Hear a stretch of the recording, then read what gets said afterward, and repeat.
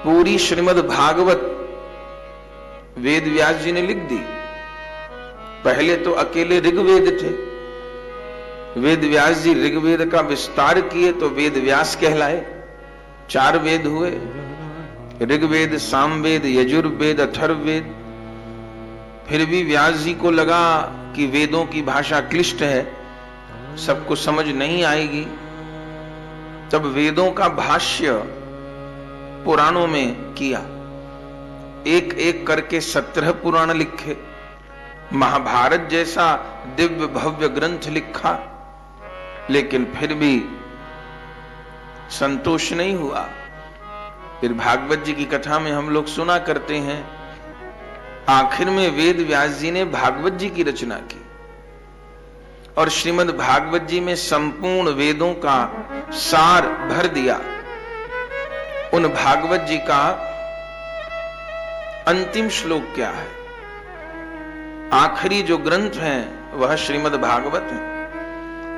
वेद व्यास जी से कहा कि अब आप आखिर में सार बात कहिए। वेद व्यास जी ने कहा, मैंने तो भागवत जी लिखने के बाद कलम रख दी, अब कुछ नहीं कहना। बोले सार क्या है? बोले संपूर्ण भागवत सार है। बोले भागवत जी में तो 335 अध्याय हैं, 18,000 श्लोक हैं, इतना किसको याद रहेगा? कुछ संक्षेप करिए। वेद व्यास जी ने कहा, पूरी भागवत नहीं तो केवल दशम स्कंद 90 अध्याय, इसका पाठ कर लो। बोले वो भी बड़ी हैं, कुछ छोटा करिए। तब वेद व्यास जी ने कहा, दशम स्कंद में भी पूर्वार्ध का पाठ कर लो, 1 से लेके 48 अध्याय तक का, वो भी ज्यादा है। तब वेद व्यास जी कहे तो 5 अध्याय का पाठ कर लो, 29, 30, 31, 32, 33, ये 5 अध्याय रास पंचाध्यायी हैं। ये प्राण कहे जाते हैं भागवत जी के। बोले ये भी बड़े हैं, कुछ और छोटा करिए। वेद व्यास जी कहे तो 31वें अध्याय का गोपी गीत का पाठ कर लो, वो सार है। बोले उसमें भी 19 श्लोक है, इतना भी कोई न कर पाए। तब आखिर में वेद व्यास भगवान भुजा उठा के एक बात कहे कि और कुछ नहीं तो भागवत जी के अंतिम स्कंध के अंतिम अध्याय के अंतिम श्लोक को याद कर लो।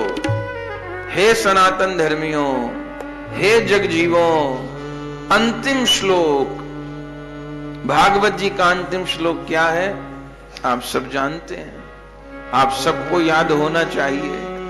इस श्लोक को लिखने के बाद वेद व्यास जी कलम रख दिए, फिर कुछ नहीं लिखा। अंतिम श्लोक वेद व्यास भगवान का कौन सा है? नाम संकीर्तनम यस्य, संकीर्तनम यस्य सर्व पाप प्रणाशनम, सर्व पाप प्रणाशनम, प्रणामो दुःख शमनः, प्रणामो दुःख शमनः, तं नमामि हरिं परम, तं नमामि हरिं परम। अंतिम श्लोक क्या अर्थ है?